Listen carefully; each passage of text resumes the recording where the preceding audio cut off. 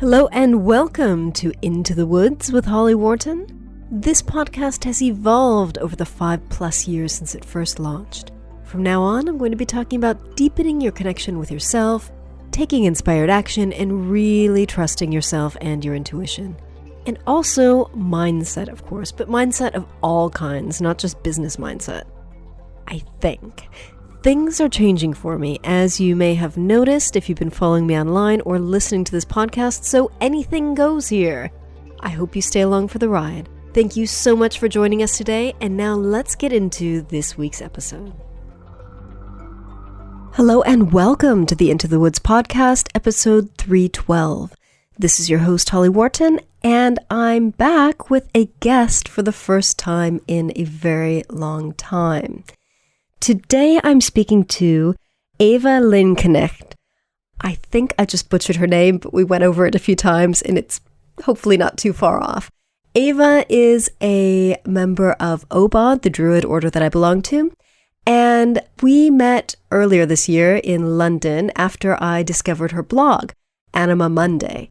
Now, because I had just written a book earlier this year about the stories of trees, which were given to me by the tree spirits themselves, I was really interested to speak with someone who is much more knowledgeable than I am about the concept of animism.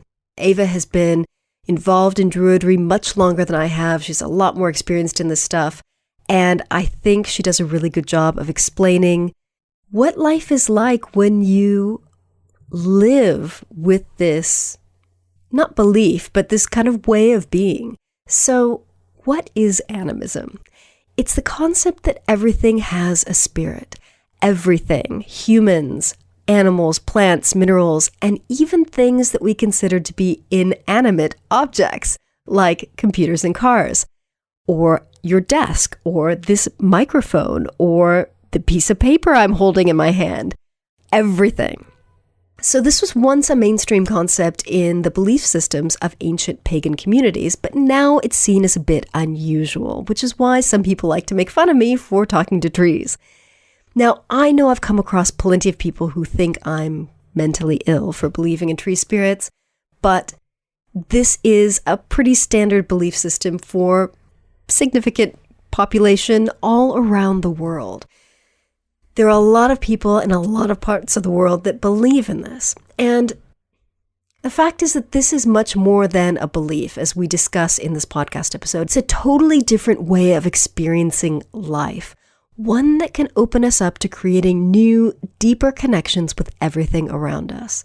I mean, I got a whole book from talking to trees. They gave it to me. They gave me their stories. And it completely changed my life. So I'm really excited to share this conversation with you because I think it can help you to open up to new experiences in your own life. So, more about Eva. Eva is a druid, member of OBOD, and she's living in Belgium.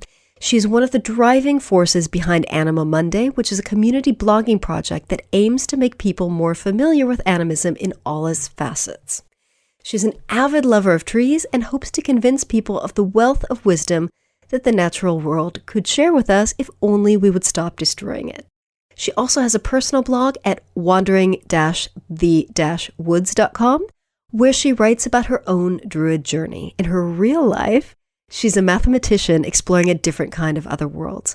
So I think Eva is really, really unique in that she's a druid, she believes in animism, and she's also a mathematician. Like, she's a very rational kind of person.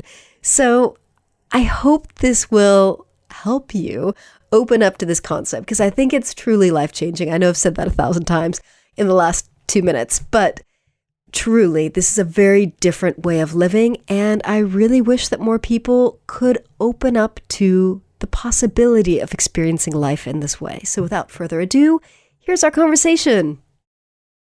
Hi, Eva. Hello. I'm really excited to talk to you today about animism. Yeah, actually, me too.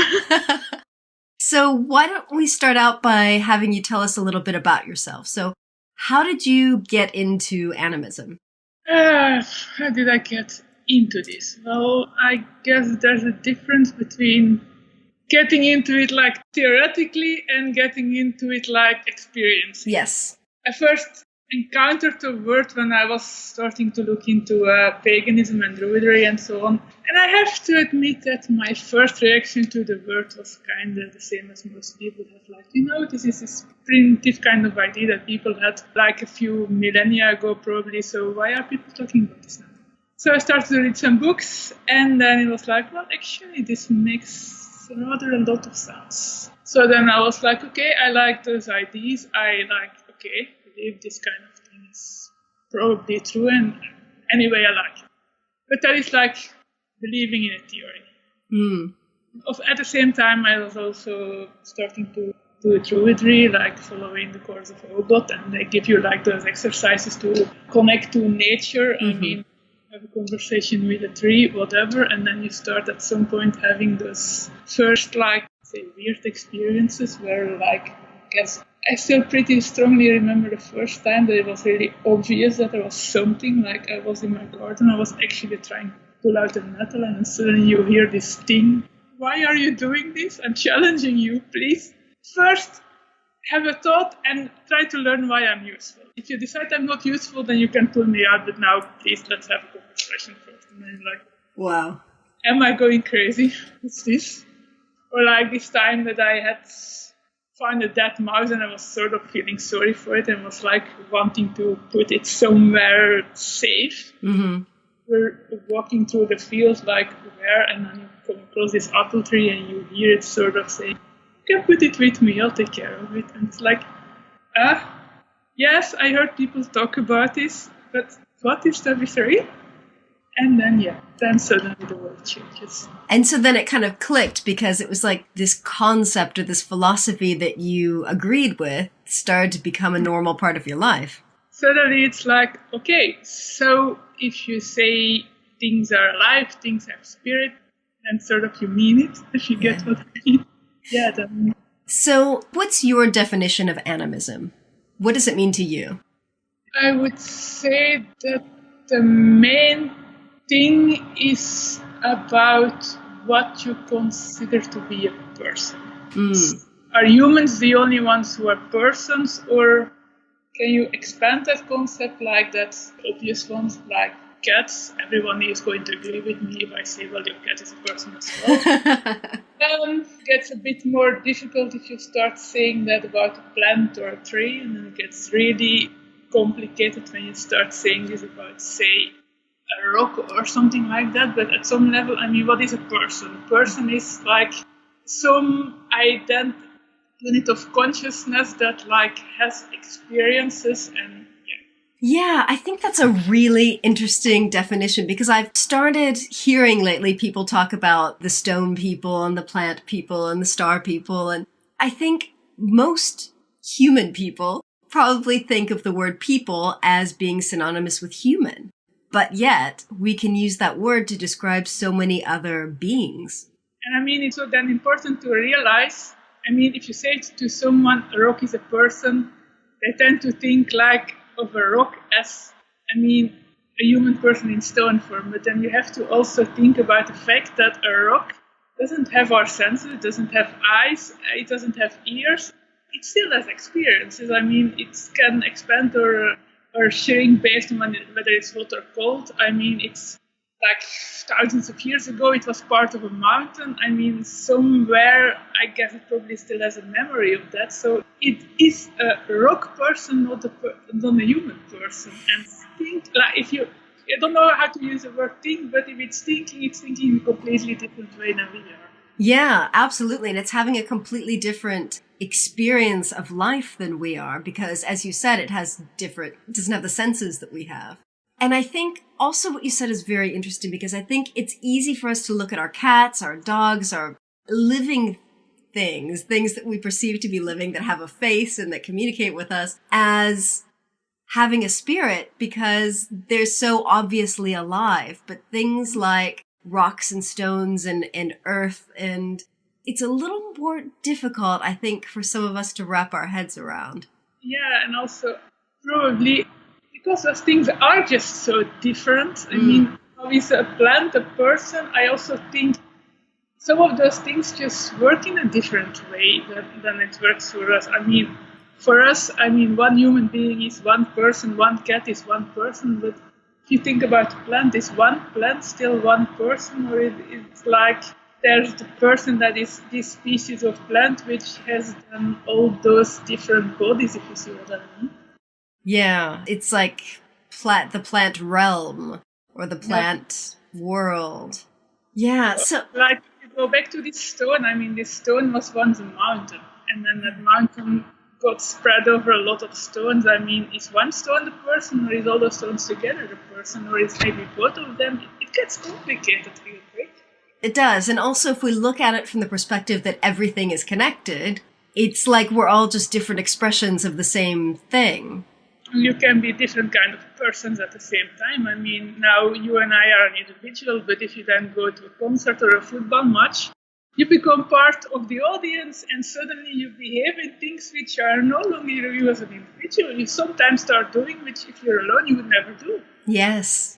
So how did you go from starting to have these experiences to thinking it would be a good idea to blog about them and start the Anima Monday blog? Well, it wasn't entirely my idea. This just started when we have in OBOD we have this discussion forum, and at this moment with climate change and all those things, at some point you start having discussions about, okay, so now we are druids. We say we like the natural world. So maybe if we actually mean that, maybe there's something actually we can do to help it.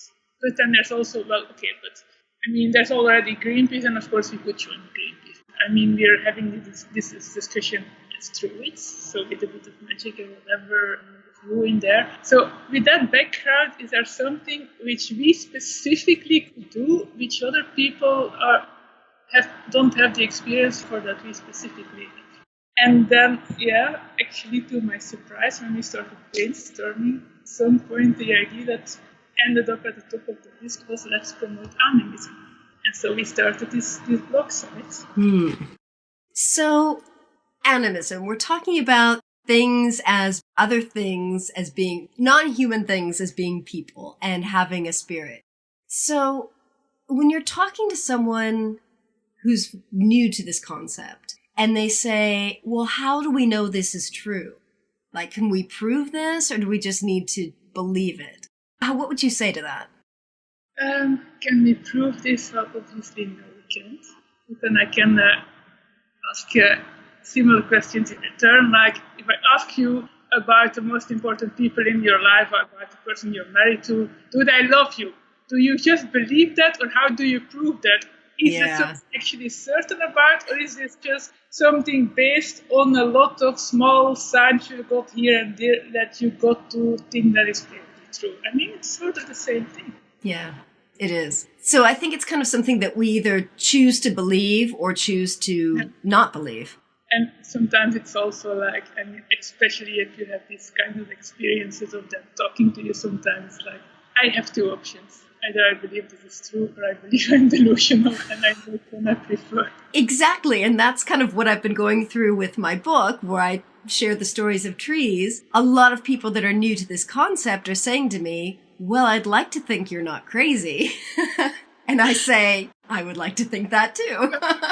I so recognized what you wrote in that book about those things, because, that's exactly what it's like. And when I first started talking to spirit guides and tree spirits, I was thinking, like, am I making this up? Or is this coming from outside me? And all I can say is the language that they use is very different from the language that I use. It feels like a very distinct spirit or being speaking through me.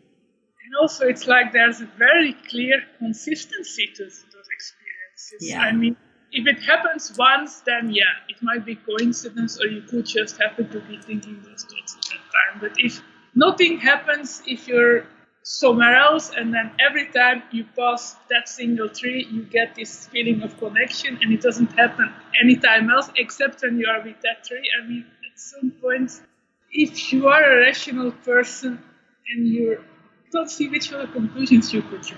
Yeah. It's funny how so many people have like a special tree or a favorite tree, either that was special to them as a child or now, like at a park they go to. People have these connections with trees and with other plants and things. So I think it's not too much of a stretch for people to think, oh, maybe there's more to it than just this green thing sitting here. And anyway, I think we just do it spontaneously. I mean, everyone talks to their cat, everyone yells at their computer if it isn't working. I mean, everybody, if you see a car in the street, you recognize a face, and if you have a car, it's almost natural to sort of like think about it in the same way as you think about a pet. I mean, we are like hardwired to think about things as if they are alive. Yeah, we are. I mean, I talk to my cats as if they were human. I have full conversations with them. So I think you brought up something really interesting with the computers and the cars. So how can it be that objects that we consider to be inanimate objects, like computers and desks and cars, how can they also be people, or how can they have a spirit? First thing that comes to mind as an answer is why not? I mean, if it's true for a stone, why wouldn't it be true for a computer? I mean, it's also having experiences. It's maybe a younger thing, and maybe some of its metal has a much longer history as metal. But I mean, the moment that its thing started to be a computer, it started like, having computer experiences. It started to have interactions with the world outside of it because you're typing to it. I'm basically now talking to my computer. So, I mean, it's not because it is a spirit that it has to be old, that it has to be organic.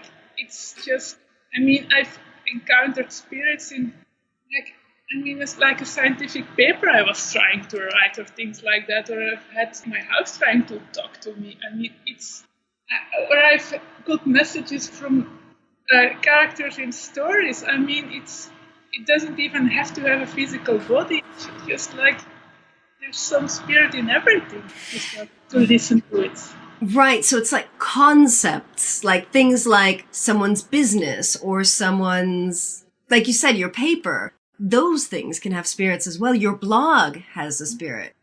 Yeah, I mean, the spirit of that blog, it has talked to me. I mean, I can feel it. Like, if I invoke it before I write something, like, help me get inspiration, I just get more inspiration than if I try to do things on my own. I mean, it should be obvious to everyone that things like corporations and the big things, that those really clearly have a consciousness, have a presence in the world. I mean, they act. I mean, that should be obvious to everyone. It should be. We're not used to looking at things that way. I think humans can be very hierarchical and think that we are the only ones with consciousness, with spirit, with, and we look down upon all the other existences sometimes, I think. And I think that's where we close our minds to these other possibilities. Yeah, me too. It's a real problem, because that's where this stupid idea comes from, that we are somehow like at the top of the food chain, like the most evolved kind of creature. But then if you're thinking about a rock that has been living continuously for millennia, or a tree, which if you talk to a tree, as you know very well, it doesn't only have its own memories, but it has memories of all the other trees in the forest, of previous generation. I mean, these are very, very complex entities which have a lot of wisdom to share. Suddenly you realize we are just members of this one species, and actually maybe we are one of the dumbest ones, because, I mean, we know only what is in our brain, while some of those others have access to so much more memories than we have. Yeah. Completely different worlds. It's like we like to see ourselves as individuals separate from everyone else, whereas trees, for example, as you said, are connected to a network of all their forest and the other trees. So they work together, they think together, they function together, they share together. Compared to that, all we have is like the experiences that we can build up ourselves in one single lifetime, and we have to start from scratch. Yep, because we forget everything else. Yeah. So I've heard you say that animism is an experience of reality rather than a belief system. I really like that concept. So why do you say that animism is an experience of reality? Because, I mean, it's like once you believe that, you cannot just stay on the sidelines. I mean, to talk about this love thing again, I mean, you can say that you honestly believe that love is important and that people should love each other and have relationships with each other, but if you then go and lock yourself in a room and never come out, I mean, what's the point? That's like the most silly thing you can do, and here it's like the same thing. Once you say, well, those things are alive, we form a web of relationships with them, then the obvious thing to do is just go outside and go and have those relationships. I mean, Yeah. it's something which makes sense if you just only look at it in a theoretical way. And I think it completely changes how you experience day-to-day life once you start to acknowledge that other things have a spirit. I mean, I remember a couple months ago, I was making a salad and I had this basil plant in the kitchen and I was kind of plucking off its leaves for the salad. And all of a sudden I went, oh, I didn't ask permission. And I remember just saying out loud, I'm so sorry. And then the plant was kind of like, yeah, well, you always do this. And I said, I'm so sorry. Can I please have some more leaves? And the plant was like, yeah, just take them. But it was like, how can I treat the trees as these amazing creatures, these beings with a spirit that gave me a whole book, and yet disrespect this basil plant in my kitchen? I felt so ashamed of my behavior. And I realized you can't go back from this. If I say one thing has a spirit, obviously it all has a spirit. Even this poor little plant that I'm stripping for my salad. Not the same, but something similar when, I had slugs in the garden and they were eating my vegetables. And I was sort of like, well, I don't want you to do this, but then at the same time, I also feel really bad about killing the slugs. So I was like, I can try to ask. And I was like, basically what I ended up asking was, well, I'm fine with you eating everything else, but not my vegetables. And afterwards I was like, sorry! That way! Yes. Whenever I've killed slugs in my garden, I've always used beer because I figure at least they die happy. But yes, I think I should ask permission. And another thing, I was taking it was a plant identification for wild food and foraging class earlier this year. And we had to collect plants from the woods. And people were just going out plucking up the plants. And I felt really bad about this. And I remember saying I had to collect some violets, and there's some tiny violets, and I had to get a bunch of them for this thing that we were making. I just said, please, any violets out there that are willing to be picked, show yourselves to me. And any violets that don't want to be picked, make it so I don't see you. Make yourselves invisible. Make it so you're hidden under some leaves of something else. And I kind of operated from that way because I didn't want to say, can I have you? With every single flower. So I thought, well, let's just talk to violets as a species and say, hide if you don't want to. And give me a sign if you really don't want to, because otherwise yes or no, yes or no, yes or no, yes. I know. So where has this philosophy or this concept of animism come from? How long has it been around? Because it feels really ancient, but yet we've forgotten it, most of us.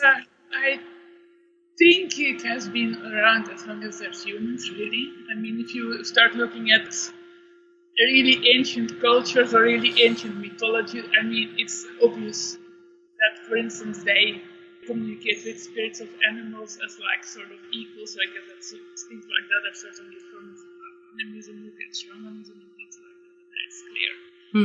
I think the word came from at the time when anthropologists were looking into what they called primitive cultures and trying to understand what they believed, and then they encountered this idea of that everything had a spirit, and so they were from the West, living in this materialist culture where the religion said there's only one deity and everything else is just that matter and has no spirit at all. They had just completely forgotten about this concept, and that's why they found it necessary to give it a name. Yeah. It's been there all the time. Right, and also it probably felt very exotic to these anthropologists. Oh, as you said, these primitive peoples, these pagans, these simple people who don't believe in our belief system. And also, probably they really thought it about something. But I mean, if you look at still the case, but if you see these theories of like the history of religion, and often you're going to see, well, the very first, most primitive people were animists and then evolved to polytheists and then to monotheists and so on. Yeah, they evolved. Okay, yeah, sure. So things were alive and then suddenly things weren't alive anymore. So basically what you're saying is all those people except for you were delusional. But I think also when we believe that these things aren't alive or they don't have a spirit, it makes it easy for us to exploit natural resources. Because if they're not alive, then we can just do what we want with them because, again, we're superior. But if you believe that they do have a spirit, you start seeing everything very differently. And that's precisely why we started this website, because, I mean, you can tell people all you want, like, you have to respect nature and you have to do something about it, but as long as that nature is not more than pretty scenery, I mean, people are not really going to care about anything they don't see themselves. But if it's like, these are persons, I mean, I have a relationship with them. I mean, do you care about most in the world? That's the people, whatever meaning you want to put for the word now, yet you have a relationship. I mean, if that tree in your backyard, if you have spoken to it, you're going to cut it down. You're not even going to think about it, but if it's just an object, then you're going to say, well, I would like to have a bit more light in my living room, so the tree has to go. Yeah. If it's a person, even if you don't have light, you're going to be like, if you have children, if the children are annoying, you're not going to say, I'm going to kill them. Yes, exactly. They're inconvenient. I'm tired of making the school run in the mornings. Let's just get rid of these kids. Yeah, that's a very good, and I think that's a shocking example because you think about someone killing their children because they're tired of them. That's horrifying. But yet, killing other living things, not so much. And if you think about it, I mean, it's not that long ago. That's only a portion of human beings were considered human beings. So. Yeah, exactly. Yes, I think that's a very good point. Our concept of what is human or what is a person or what has a spirit has evolved in many ways over history. So why do you think there aren't more people who are open to this perspective or philosophy or way of living? Because it's very kind of marginalized among small groups of people. I think as children, we're all open to it. Yeah. If you would have children and you would never expose them to the adult world, I'm pretty sure they would all be atheists.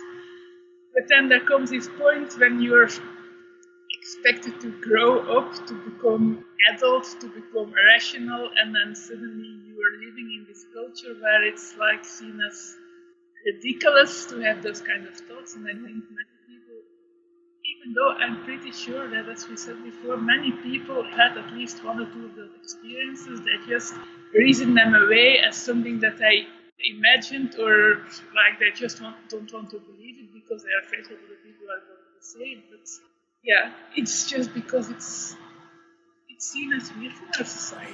Yeah, I think people are afraid that other people are going to make fun of them. Because throughout history, as you've said, we had the church squashing these beliefs. But now I kind of feel like we have another authority, which is science, which is also kind of squashing these beliefs. So whether you're religious or whether you're super scientific, I think those are two kind of big authority figures in our society that don't really coincide with this philosophy. So, yeah. And honestly, I think their science or modern science or versions of modern science are even worse than religion. I mean, if you see throughout a lot of history, I mean, even if in Christian religion, people actually believed in this stuff. I mean, what I would tell you in the church is that part of these are demons and it's bad and so on, but actually most people still believed in it. It's only with science and really looking at things as just matter and nothing else at all that things are not really bad.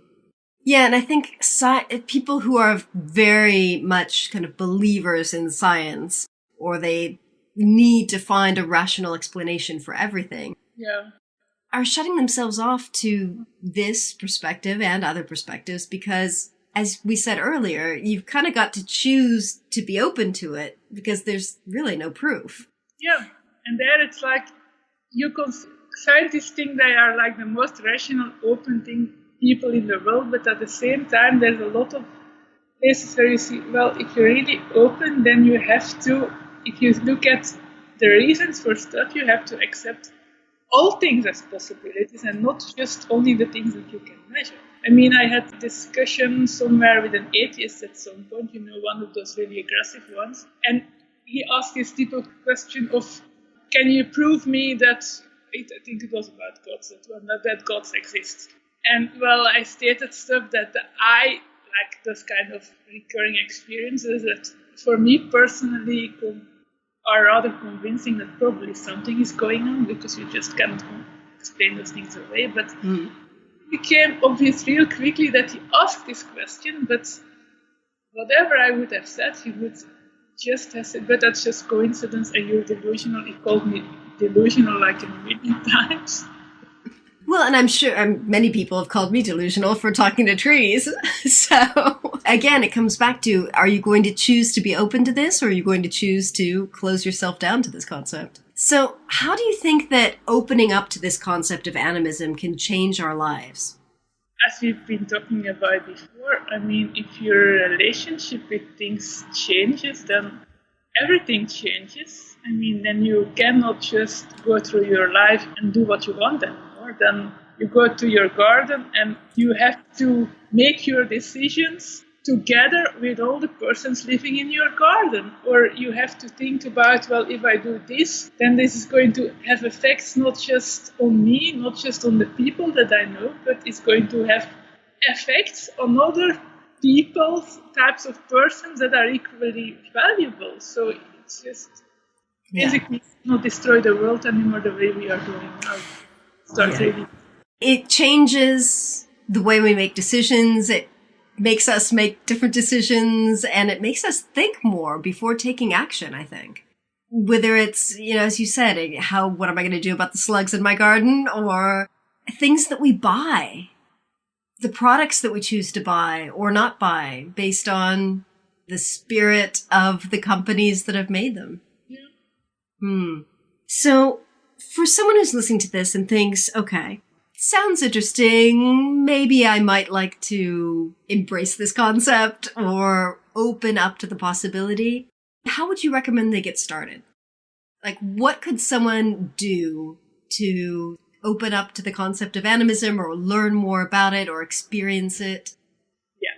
So you can have experiences yourself, or if you want to have an idea what to expect, you can read about experiences of other people. So your book is a great idea to read if you want to have an idea. Well, there's our website, which we try to fill with a lot of experiences that people have had. So if you want to have an idea what those other people, persons, not human people, could possibly have to say, you can have a look at things like that.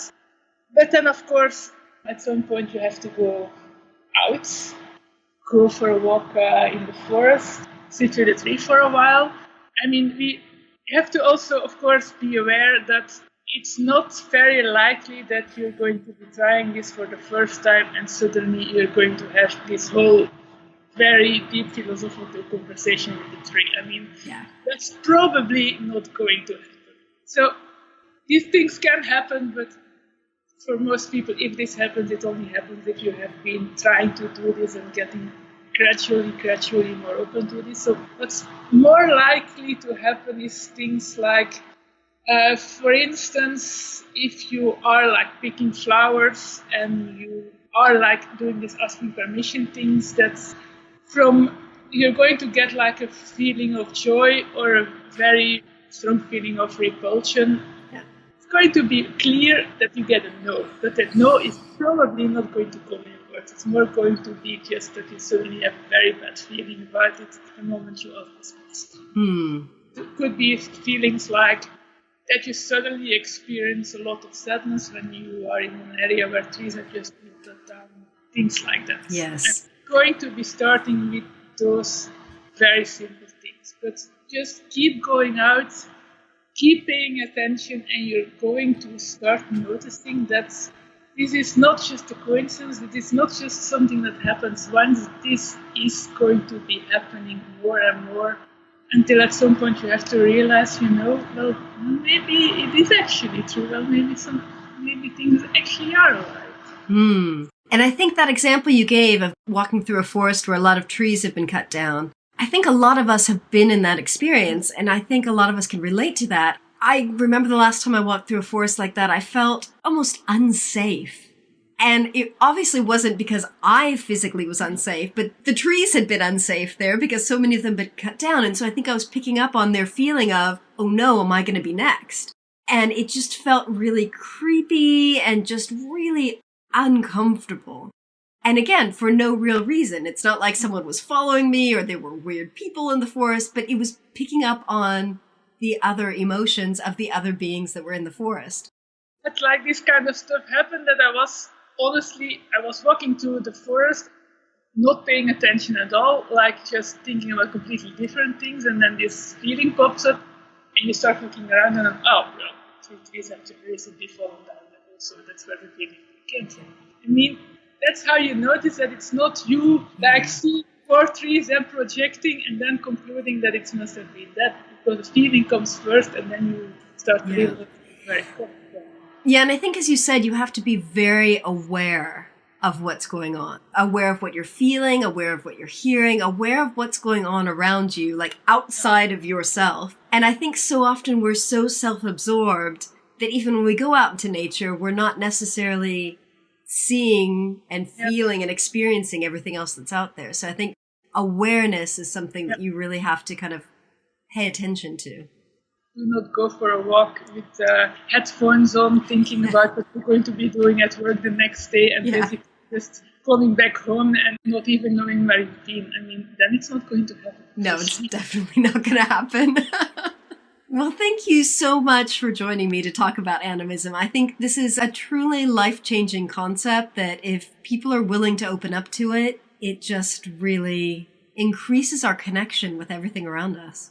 Well, thank you so much for inviting me. It was a really great conversation. And let me also add, if you experience something and you feel like, oh, this was life-changing and now I want to share it with the world, on our blog, we are also always inviting people to write for us. So if you have something to share, just contact us and we will give you the opportunity to share your experience with the world. Or if you're already an animist and you say, whoa, you're writing about this stuff, I have something to say as well, please join us. Good. That sounds like a plan, and I will link to your blog in the show notes so everyone knows where to find you, because I think the more voices we have talking about this and the more people sharing their stories, the more people will realize that you have these experiences in different forms and you experience it in different ways, and there are lots of people out there who believe in this. So I think that will kind of start to normalize it. I sure hope so. All right. Well, thank you very much. Thank you for listening. I hope you found that interesting and useful, and I hope that you give it a try or open up to the possibility of animism. Please drop me a line and let me know what you thought of this week's episode. You can email me at holly@hollywharton.com or find me online and get in touch. Also, if you do open up to this and decide to give it a try and it changes your life, or maybe you already believe in this stuff. As we said at the end of the podcast episode, Eva would love for you to share your story on her blog, Anima Monday. So head over to the show notes and click on the link and get in touch with her so that you can share your story on the blog. I think it's super important to have lots of different people sharing their experiences about this, because I think that will give more people an idea of what this can be like for you. So that's all for this week. Remember to visit hollywharton.com/312 for the show notes on this episode. Thank you so much. Thanks so much for listening to Into the Woods with Holly Wharton. You can find more information about today's episode, including links for topics that were discussed, at hollywharton.com. That's HOLLYWORTON.com. If you'd like to connect with other listeners and get support on your journey, I would love for you to join my private community on Patreon. That's patreon.com/Holly Wharton. That's patreon.com/Holly Wharton. Thank you so much for listening, and I look forward to seeing you next week.